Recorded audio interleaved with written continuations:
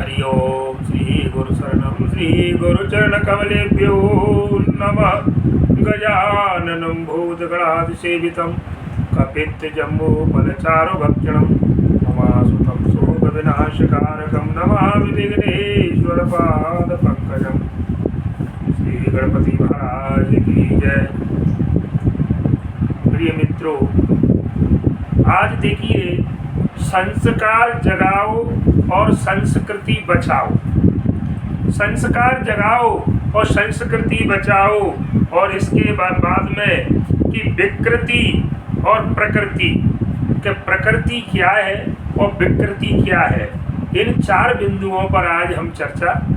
तो मैं आज आपको संस्कार जगाओ और संस्कृति बचाओ के बारे में और चर्चा करना चाहता हूँ। देखिए सज्जनों, कि किसी पेड़ के पत्तों एवं फूलों की सफाई से वह पेड़ हरा भरा नहीं होता। देखिए, आप किसी पेड़ के पत्तों की फूलों की सफाई करोगे, उससे पेड़ कभी हरा भरा नहीं होगा, बल्कि पेड़ हरा भरा होगा तो उसकी जड़ों में पोषण की व्यवस्था करनी पड़ेगी। जड़ों के लिए पोषण देना पड़ेगा, आहार देना पड़ेगा, जैसे खाद है, पानी है, कई प्रकार के अन्य पोषक तत्व हैं जो उसको देने पड़ेंगे, तब जाकर के पेड़ वृद्धि करेगा और फूल और फल आएंगे, शाख डालियाँ बढ़ेंगी।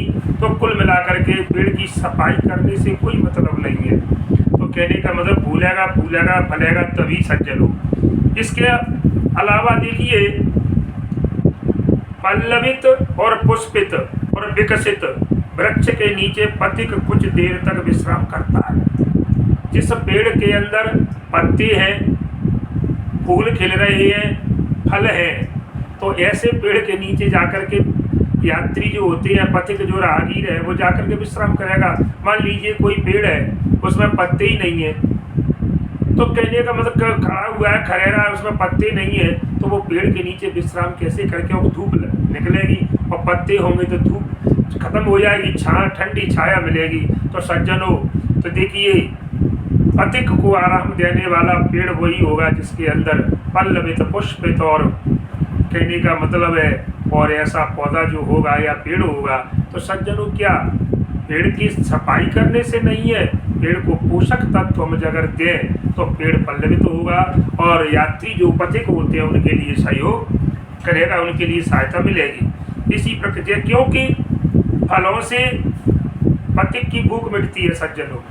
जैसे पथिक कोई आया है तो उनके नीचे बैठेगा तो उसको फल प्राप्त होंगे, तो उसकी भूख मिटेगी। ठीक इसी प्रकार से हमें व्यक्ति को समाज का अच्छा नागरिक बनाने के लिए अगर बचपन से ही उसके क्रियाकलापों को सही दिशा मिल जाए तो समाज के अंदर वो एक अच्छा नागरिक बन जाएगा और समाज के लिए एक अच्छे नागरिक की प्राप्ति हो जाएगी। देखिए कितनी सुंदर बात कही है कि पेड़ की सफाई से कुछ मतलब नहीं है। पेड़ के अंदर, अरे उसके अंदर गुण पैदा करिए, पोषक तत्व पैदा करिए, ऐसे ही तो उसमें से पेड़ में से फूल लगेंगे, फल लगेंगे, पत्ते होंगे। तो जिस प्रकार अभी बताया कि राहगीर बैठ करके छाया के भी आनंद लेंगे, पुष्पों का भी आनंद लेंगे और फल भी खाएंगे। तो इसी प्रकार अपने बच्चे होते हैं घर में, तो माता पिता को, परिवार समाज को चाहिए कि उनके अंदर इस प्रकार के संस्कार डालें शुरू से ही कि वो आगे चल करके और समाज का निर्माण कर सके सज्जनों। क्योंकि बताया गया है कि यथा बीज तथा निष्पत्ति, यथा बीज तथा निष्पत्ति, इसका मतलब है कि यथा के मन जैसा जैसा आप बीज बोओगे वैसी ही निष्पत्ति अर्थात पैदावार होगी। देखिए, ये कहावत है कि बोयो पेड़ बबूल को तो आम कहाते होए। कितनी सुंदर बात कही है कि अगर व्यक्ति बबूल का बीज अगर बोता है और अगर आम के पेड़ की वो आशा क्या कर सकता है, नहीं कर सकता। तो बबूल का पेड़ बोने के बाद में आम के पेड़ की आप उम्मीद करना छोड़ दीजिए। तो समझ लो, उसी तरह भैया बच्चे के अंतःकरण में, बच्चे के दिमाग में, मन में और रोप, आप जो रोप दोगे अर्थात डाल दोगे, रोपना माने बीज को आरोपित कर दोगे, तो वही जाकर के और प्रस्फुटित होकर के और जाकर के बीज समाज के हित में कोई फल की प्राप्ति करेगा। जैसे फल बीज डालेंगे, वो बीज अंकुरित होगा, पौधा बनेगा और उससे हमें अनाज धान्य की फलों की प्राप्ति होगी। ठीक है, संस्कारी जो बच्चा होता है सज्जनों, उसी प्रकार वह भी जो है समाज को आगे बढ़ाने में मदद करता है।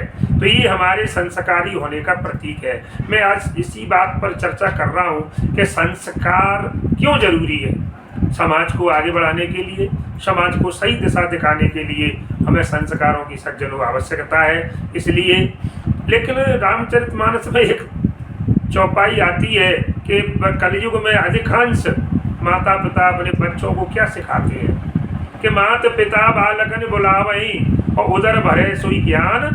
देखो सज्जनों, ये चल रहा है कि अपने बच्चों को बुला करके क्या सिखाती है कि बेटा हमारे पेट की जुगाड़ हो जाए, कैसे भी लाओ, तुम पैसा लाओ, चाहे न्याय का नहीं अन्याय का हो, चाहे जेब काटो, चाहे चोरी करो, जुआ खेलो, कुछ भी करो, हमें पैसा। तो आजकल अधिकांश माता पिता, माने पूरे तो नहीं लेकिन सब ज़्यादातर उनका परसेंटेज ज़्यादा है। तो देखिए, मनुष्य का आचरण उसके व्यक्तित्व की व्याख्या करता। मनुष्य की आचरण से ही उसके व्यक्तित्व का पता चलता है कि ये व्यक्ति कैसा है।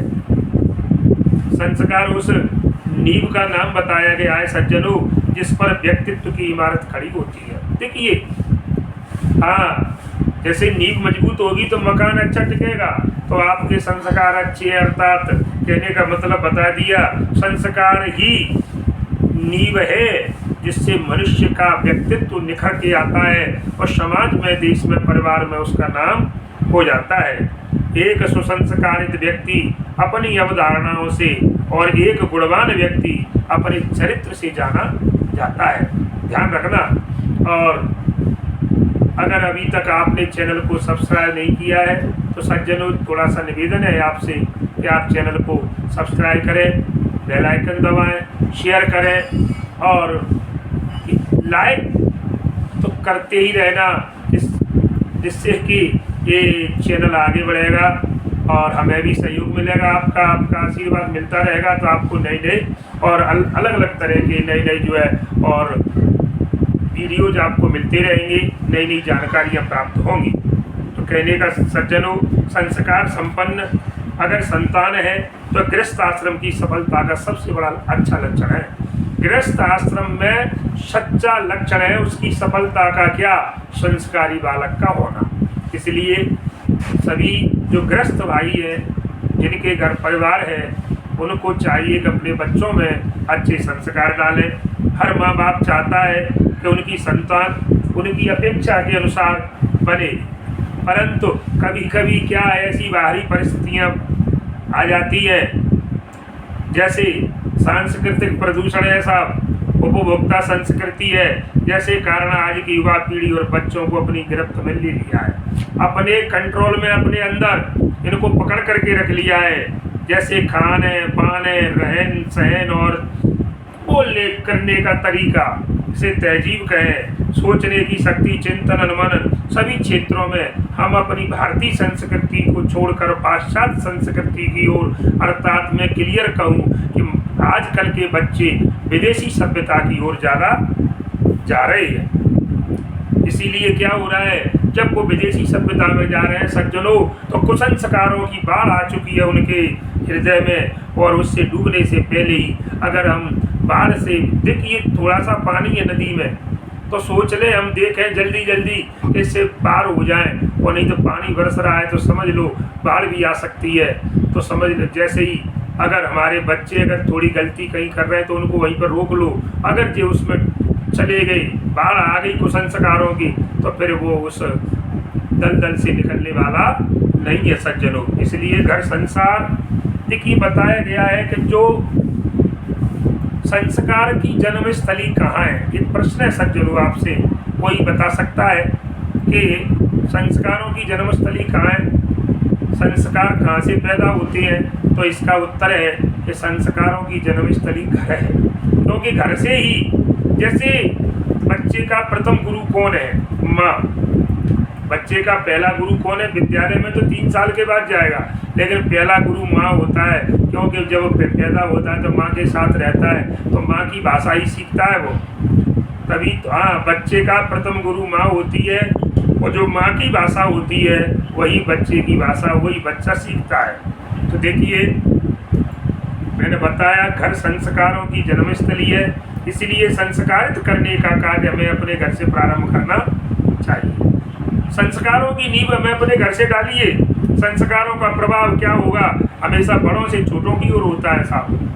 संस्कार कहाँ से चलते हैं? बड़ों से छोटों की तरफ, क्योंकि हम बड़े तभी बताएंगे छोटों को, तभी तो वो सीखेंगे।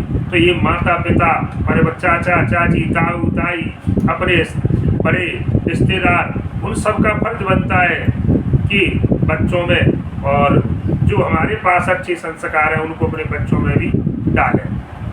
बच्चे उपदेश से नहीं, अनुकरण से सीखते हैं। कितनी सुंदर बात कही है कि बच्चे को ज्ञान बांटने से कुछ नहीं है, गए बेटा ऐसा नहीं करना चाहिए, ऐसा करने से क्या होगा, नहीं, वो कुछ नहीं। अरे आप खुद करिए उस काम को, तो बच्चा जब आपको देखेगा तो वो भी करेगा। जैसे पिताजी 5 बजे सोकर उठते हैं तो बच्चा भी सोचेगा कि पिता 4 बजे 5 बजे उठ करके देखो और पूरा काम घर का करते हैं, तो मैं भी अपने पिता का हाथ बटाऊँ। पिताजी तंबाकू नहीं खाते तो मैं क्यों तंबाकू खाऊं? तो कुल मिलाकर के ताश नहीं खेलते तो मैं ताश क्यों? अगर बालक देखेगा अपने पिता के लक्षण के, पिता शराब पीता है, जुआ खेलता है, तो बच्चा तो सीखेगा, क्योंकि पिता उससे कुछ बोल नहीं पाएगा, क्योंकि जब तुम खुद करते हो तो तुम बच्चे को क्या डांटोगे। इसलिए कहने का मतलब है हमें भी जो उनके संरक्षक होते हैं, माता पिता हैं, उनसे ही बच्चों के अंदर संस्कार प्रवेश करती है। सज्जनों, मैंने भी आपको बताया कि बालक की प्रथम गुरु माता अपने बालक में क्या डालती है। देखिए साहब, आदर है, प्रेम है और अनुशासन जैसे गुणों का जो है और सिंचन करती है, अनायास कर देती है। कोई कहता नहीं है, कोई सिखाता नहीं है, लेकिन ये 2-4 बातें और माता अपने बच्चों में एकाएक अचानक से जो है प्रवेश कर देती है। और क्योंकि परिवार भी तो एक पाठशाला है। परिवार में घर के जितने सदस्य हैं, बच्चे हैं, तो परिवार रूपी जो पाठशाला है ना, उसमें बच्चा अच्छे बुरे का अंतर समझने का प्रयास करता है। जब इस पाठशाला का जो अध्यापक है, कहने का मतलब है घर की जो पाठशाला है उसके अध्यापक माने जो शिक्षक हैं, पढ़ाने वाले हैं, वो माता पिता महाराज, दादा दादी कह लो, मैंने भी बताया, ताऊ ताई, चाचा चाची, अगर वे संस्कारी होंगे तभी बच्चों के लिए आदर्श पैदा कर सकेंगे, उनके सामने आदर्शों को उपस्थित कर सकेंगे। और जब खुद उनके अंदर संस्कार ही नहीं है, संस्कार अच्छे नहीं है, वो बच्चों में कहाँ से संस्कार डालेंगे। तो आजकल परिवार में माता पिता दोनों की जो है व्यस्तता के कारण बच्चों में ध्यानपूर्वक संस्कारों के सिंचन जैसा महत्वपूर्ण कार्य उपेक्षित हो रहा है, क्योंकि माता पिता को समय नहीं है बच्चों में संस्कार। क्योंकि माँ भी काम पर ड्यूटी पर जाती है, मान लो नौकरी करती है, पिता भी ड्यूटी पर जाते हैं, तो सुबह से शाम तक उनको टाइम नहीं है, इतनी देर में बच्चा क्या कर रहा है क्या नहीं, उनको देखने के लिए फुर्सत नहीं है, और बच्चा जो है गलत रास्ते पर चल जाता है। तो संस्कारों के कारण सिंचन जैसा महत्वपूर्ण कार्य उपस्थित हो रहा है। सज्जनों, आज अर्थ की प्रधानता बढ़ रही है। सबसे मेन चीज है, मैंने भी बताया कि कुछ भी हो कैसा चाहिए, कैसे भी लाओ, पैसे की व्यवस्था होनी चाहिए।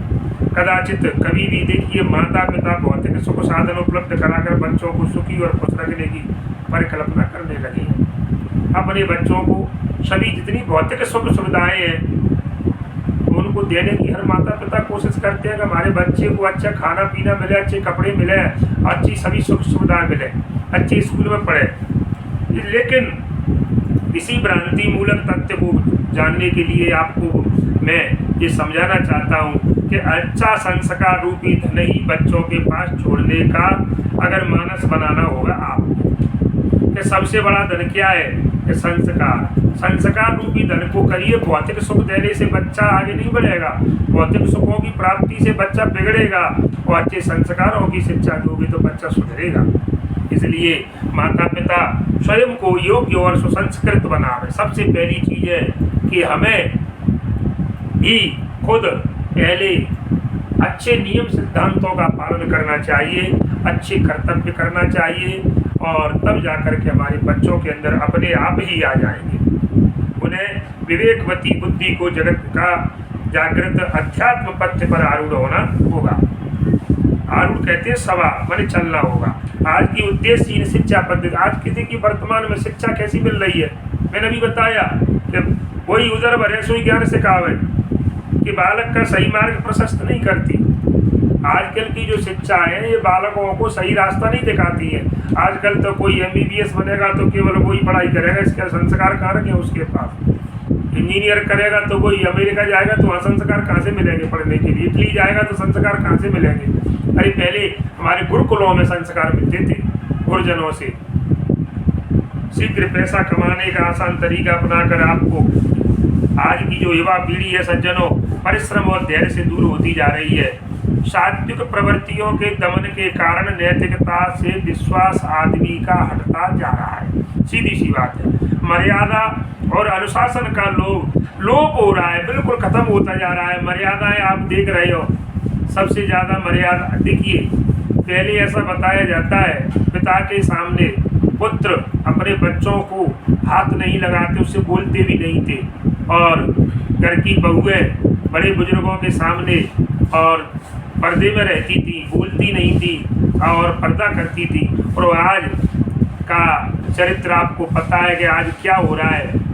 पति पत्नी एक थाली में बैठकर खाना खा रहे हैं, पत्नी पति का नाम ले रही है और पति पत्नी का नाम लेकर के अपने माता पिता अपने सास ससुर के सामने बुला रहे हैं। देखिए तो फिर संस्कार कहाँ से आए। अब जब क्योंकि जी क्या है, फिल्मों में सीरियलों में लोग बच्चे देखते हैं और जो पाश्चात्य सभ्यता है उसको अपना करके उसी के ऊपर चलते नहीं देखते कि हमारे माता पिता ऐसा करते हैं क्या। तो देखिए इसमें सबसे पहले तो हमें सुधरना होगा पालकों को, उसके बाद बच्चों पर और कंट्रोल करनी होगी। तो देखिए सज्जनों, व्यक्ति का हृदय संकुचित और नेत्र विशाल हो गए हैं आज के। आंखें तो बहुत है उसकी बड़ी बड़ी और दुनियादारी को देखना चाहता है और दुनिया की नकल करता है, लेकिन उसका हृदय संकुचित अर्थात सुपड़ा हुआ है। हृदय में गुंजाइश नहीं है, हृदय के अंदर उतनी जगह है मात्र।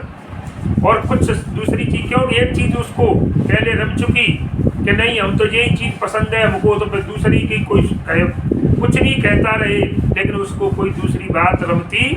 जैसे मीराबाई को एक चीज पसंद थी कि मेरे तो गिरधर गोपाल दूसरों न कोई, जाके सिर मोर मुकुट मेरो पति। तो कोई कुछ भी कहता रहे। प्रहलाद जी के जम गई कि विष्णु तो विष्णु, पिताजी ने उनके ने सब इतने भी उठा पटक की, लेकिन आखिर उन्होंने अपनी जिद नहीं छोड़ी। तो जिसके हृदय में जम गई तो समझ लो आज के वर्तमान में बच्चों का हृदय संकुचित हो चुका है और नेत्र विशाल है, दुनियादारी को देखना चाहते हैं सज्जनों। अंतःकरण की शक्ति को पहचानने के लिए आवश्यक ज्ञान की उपेक्षा हो रही है सज्जनों। सादगी का अभाव है, माने सादा जीवन उच्च विचार नहीं है।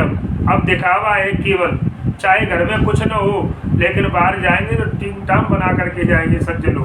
तो आधुनिक युग की और तथाकथित संस्कृति अपना जाल फैला रही है, लोगों पर अपना जादू सा डाल रही है। इस चुनौतीपूर्ण वातावरण में और संस्कारों का प्रत्यारोपण करना ये बड़ा कठिन है साहब। ऐसे जाल इतने जो है घिरे हुए चारों तरफ से हम, और ऐसे समय पर अपने बच्चों के ऊपर और अच्छे संस्कारों का अगर जाल फेंका जाए तो बड़ा मुश्किल होगा उसमें ढलना। इसलिए ये तो संभव नहीं है, ये असंभव तो असंभव है, लेकिन हम चाहें तो उसको संभव कर सकते हैं। आज भी हमारी भारतीय संस्कृति में कर्तव्यपरायणता, सहिष्णुता, उदारता जैसे मानवीय मूल्य निहित हैं, छिपे हुए हैं। आवश्यकता है तो केवल काय की चीज हमारे पास सब है, हम जानते हैं, लेकिन समन्वय की आपस में मेल जोल बना करके रखना है, एकता बना करके, और ये पहचानना है कि हमारी संस्कृति क्या है। मैंने शुरू में आपको शीर्षक बताया कि संस्कार जगाओ, संस्कृति बच्चों में संस्कार पैदा करिए, जगाओगे तो आपकी संस्कृति बचेगी। उसके बाद मेरा प्रश्न पे आ रहा हूँ कि प्रकृति क्या है और हमारी संस्कृति क्या है। तो कहने का मतलब है, अब देखिए मैं आपको बताना चाहता हूँ कि जब हमें भूख लगती है तो हम भोजन करते हैं। ये तो हमारी प्रकृति हो गई कि जब तक भूख नहीं लगेगी तब तक भोजन नहीं करेंगे। तो प्रकृति में स्वभाव होता है। तो जब तक हमें भूख नहीं लगेगी, जब तक हम भोजन नहीं करते हो, भूख लगती है तभी भोजन करते हैं, प्रकृति है। और समझ लो साहब, दूसरों का अगर छीन करके खाते हैं तो ये आपकी विकृति है। विकृति का मतलब होता है खराब सोच, खराबी। तो हम दूसरे का छीन कर खाएंगे तो ये विकृति होगी। अब छीनना क्या है, क्या किसी के हाथ से रोटी छीन ऐसा थोड़ी है कि वो भोजन कर रहा है, थाली में बैठा हुआ है, थाली लेकर के हम उसकी थाली से रोटी उठाकर भाग जाए, नहीं। हाँ, दूसरे के हक को मारना, दूसरे के हक की जो चीज है मान लीजिए, तो उसके ऊपर हमारा कोई अधिकार नहीं है, वो उसी की है। लेकिन आज अधिकांश सब जनता का शोषण हो रहा है। सरकारी, चाहे तो सरकारी कर्मचारी हो, चाहे वो प्राइवेट हो, कोई भी हो, लेकिन जैसे कहते हैं कि सरकार गवर्नमेंट 1 महीने पर वेतन देती है, लेकिन साहब वेतन को तो वो सुरक्षित रखते हैं, लेकिन वो रिश्वत से ही काम। जैसे आप उदाहरण के लिए चलें कि जैसे गवर्नमेंट की दुकानें हैं उचित मूल्य की, जैसे वहाँ पर मिट्टी का तेल है, गेहूँ है, चावल के मिलते हैं, तो उसमें क्या है कि कूपन है हमारे पास, जो उपभोक्ताओं के नाम के आधार पर उनको आता है। लेकिन देखिए सज्जनों, जो उसके जो डीलर हैं, जो दुकान खोल सेल्समैन जिसे कह बैठे हैं, वो क्या करते हैं आपको पता है कि पूरा माल बाजार में बेच देते हैं। तो इसको कहती है छीनना। था गरीबों का, गवर्नमेंट ने गरीबों को दिया वो सामान, लेकिन उनके हक का उनने छीन करके बता दिया कि अब की बार तो इतना ही आया था। करो, क्या करोगे? शिकायत करोगे? ऊपर कोई सुनने वाला नहीं है, क्योंकि चोर चोर मौसे थे, चोर चोर मौसे थे भाई। तो कहने का मतलब है, मैंने बताया कि संस्कृति और विकृति, प्रकृति, तो हम भूख लगेगी हम भोजन करेंगे, ये हमारी प्रकृति है, और हम दूसरों का छीन कर खाएंगे सज्जनों, तो इसको हम विकृति कहेंगे, हमारी खराब सोच कहेंगे। हम भोजन कर रहे हैं, एक अगर उस समय एक भूखा व्यक्ति आ जाता है तो पहले हम उसे खिलाते हैं, फिर हम स्वयं खाते हैं, ये हमारी संस्कृति है। ऐसा नहीं। आप राजा महाराज जो रंती देव है उनकी कथा सुनिए आप, कहानी। कितने दिन के भूखे थे, अकाल पड़ा हुआ था, बड़ी मुश्किल से भोजन के लिए 2 रोटी मिलती है साहब, इतने पर एक आ जाता है तो उसको खिला, कुत्ते को दे दे, तो कुल मिला करके अपने लिए कुछ नहीं बचा, नहीं बचा तो नहीं बचा। तो देखिए मैंने अभी बताया आपको, तो संस्कृति क्या है कि अगर हम भोजन के लिए बैठे हैं, कोई व्यक्ति आ जाता है, वो भूखा है, तो पहले हमें उसे भोजन कराना। प्रकृति से विकार आ जाने पर संस्कारों की आवश्यकता होती है। संस्कार और संस्कृति एक ही धागे की 2 गांठ हैं साहब। एक धागे में गांठ लग जाती है ना, तो संस्कार की पैदावार बचपन से होती है। मैंने अभी बताया कि बच्चे को माँ प्रथम गुरु है, माँ जैसे संस्कार बच्चे में डाल देगी, बच्चा उसी प्रकार का आगे चल करके बनेगा। तो संस्कृति की रक्षा युवावस्था में होती है। संस्कार पैदावार बचपन से और संस्कृति की रक्षा युवावस्था में। जो व्यवहार अनुकरणीय एवं प्रेरक होता है वही आचार व्यवहार परंपरा बनकर के संस्कृति कहलाती है। संस्कार मानव जीवन को परिष्कृत करने वाली आध्यात्मिक और वैज्ञानिक योजना है सज्जनों। संस्कारों का तात्पर्य केवल पूजन नहीं है कि पूजा करें, अर्चना करें और श्लोक कंठस्थ करें और फिर हम बड़े बड़े श्लोकों को बोले और दुनिया पर कहें अरे साहब विद्वान है, पंडित जी बहुत होशियार है। नहीं नहीं, ये नहीं है साहब। बल्कि बालकों में स्वयं के प्रति, परिवार के प्रति, समाज के प्रति, राष्ट्र के प्रति, देश के प्रति और कर्तव्य की भावना को जागृत हम करें, इसे कहेंगे संस्कार। देखिए साहब, मैंने अभी बताया कि कंठस्थ श्लोक याद करना ना, ये पूजा करना 4-4 घंटे, ये संस्कृति नहीं है। यदि सरल भाषा में मैं अगर आपको बताने का प्रयास करूं तो व्यक्ति में अनुशासित और सार्वजन हिताय, अनुशासित व्यक्ति और सर्वजन हिताय, ये भावना होनी चाहिए। सुंदर जीवन प्रणाली के विकास माने तुम भी जियो और हमें भी जीने दो, ये भावना। दैनिक जीवनचर्या में उसके समावेश की प्रक्रिया को ही संस्कार कहा जाता है। दैनिक जीवन में सज्जनों नियमितता और लाना बहुत जरूरी है। कंटिन्यू किसी भी काम को करिए तरीके से, उसी समय का पाबंद होगे, व्यवहार में सद्गुणों का समावेश करोगे और धैर्यपूर्वक स्थिति में और धर्मयुक्त व्यवहार करोगे, चाहे विकट विषम परिस्थिति क्यों ना आ जाए, लेकिन हम अपने धैर्य को नहीं खोएंगे।